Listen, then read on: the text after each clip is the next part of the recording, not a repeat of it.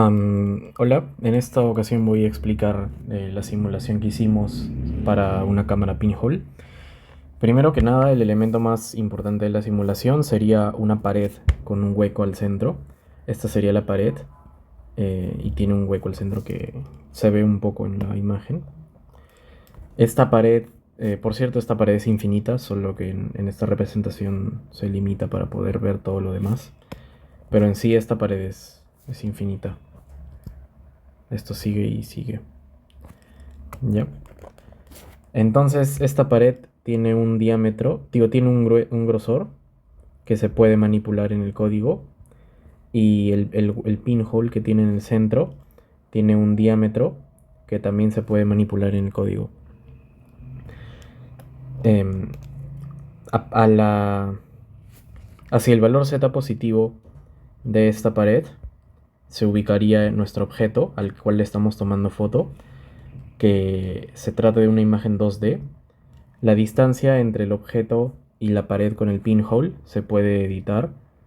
O sea, esta distancia z objeto, esto se puede definir.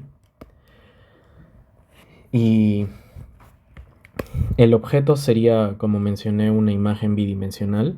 Es como si le estuviéramos tomando una foto a un dibujo o a una foto impresa. Em, y esto consistiría en un arreglo en un arreglo de bits, en un mapa de bits, con valores entre 0 y 255 en decimal, que representarían pues luminosidad, ¿no?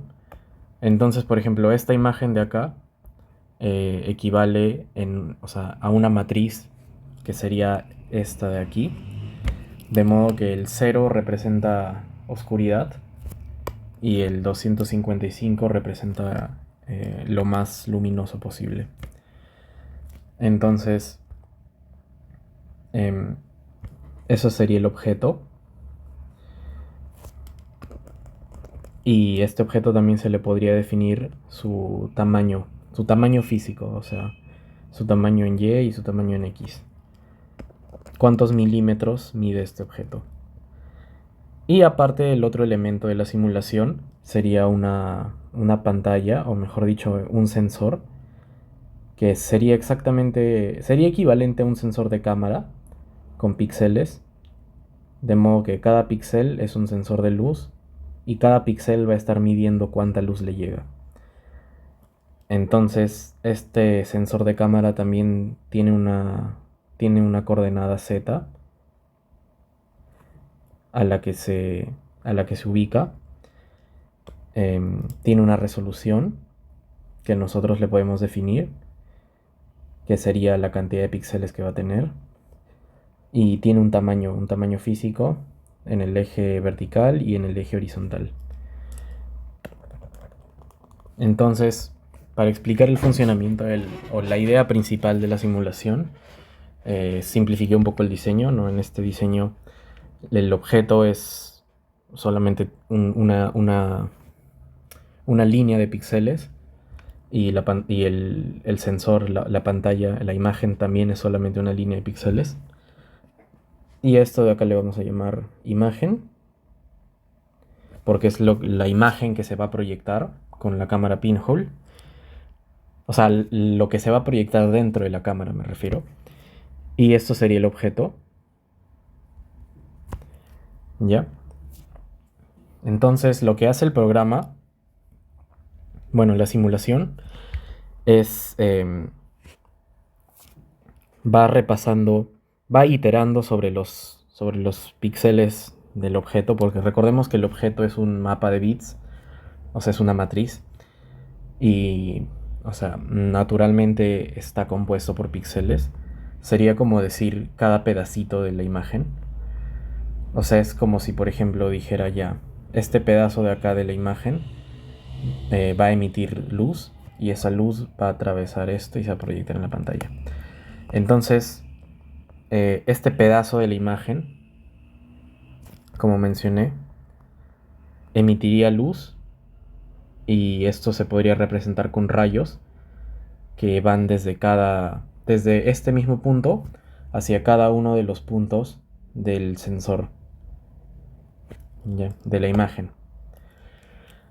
Entonces, por ejemplo, para este primer píxel, el píxel de más arriba, este emitiría rayos que se irían hacia todos los píxeles del sensor.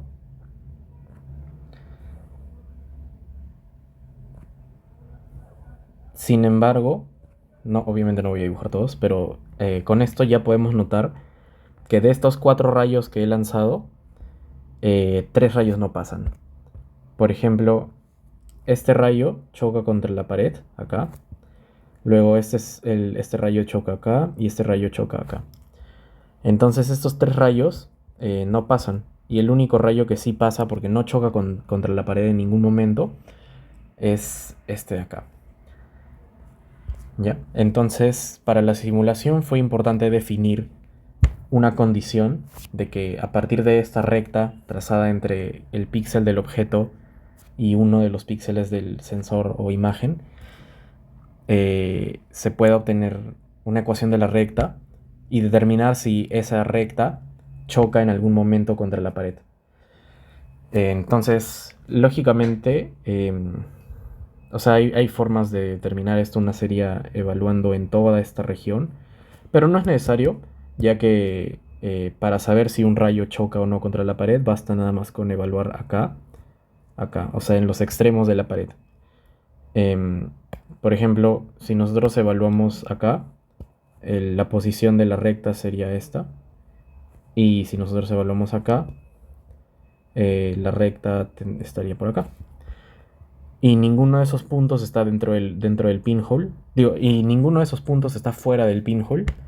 Por lo tanto, este rayo sí pasa por el pinhole.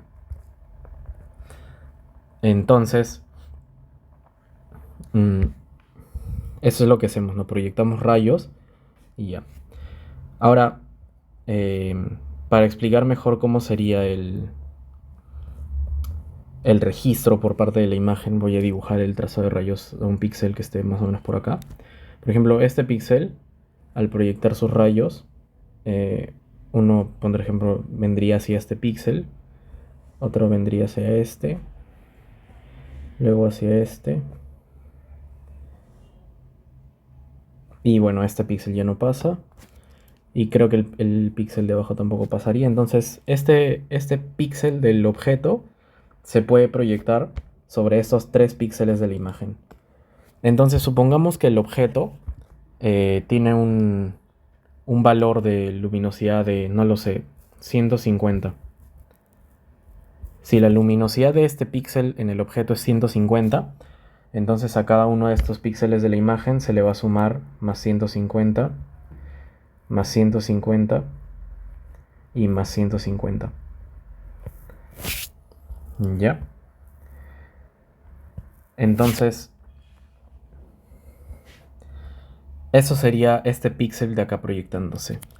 Pero si nos fijamos en el píxel de abajo, el píxel de abajo, este de acá, cuando ese se proyecte, este va a pasar y va a llegar, perdón, va a llegar hacia este píxel de acá, hacia el que tiene justo arriba, hacia el que tiene arriba acá, y creo que este ya no va a pasar. Sí, este ya no pasa. Y supongamos que este píxel, por ejemplo, tiene un valor de 50 nada más. ¿Ya? Si este píxel tiene un valor de 50, entonces a estos 3 píxeles se le va a sumar más 50, más 50 y más 50. De modo que finalmente, al proyectar estos píxeles, estos 2 píxeles, los 4 píxeles que tendremos acá tendrán valores de 50, 200, 200 y 150 para estos de aquí. Y pues al momento de hacer esto con todos los píxeles del objeto, se puede determinar cuáles son los valores que va a tener cada píxel de la imagen, o sea, del sensor. Por eso digo que esto es análogo a que esto sea un sensor de cámara registrando luminosidad de cada punto del objeto. Entonces, una vez que se termina la simulación y de que todos los píxeles del objeto han sido iterados y se han proyectado sobre el sensor o imagen, obtendríamos pues lo que se vería con la cámara pinhole.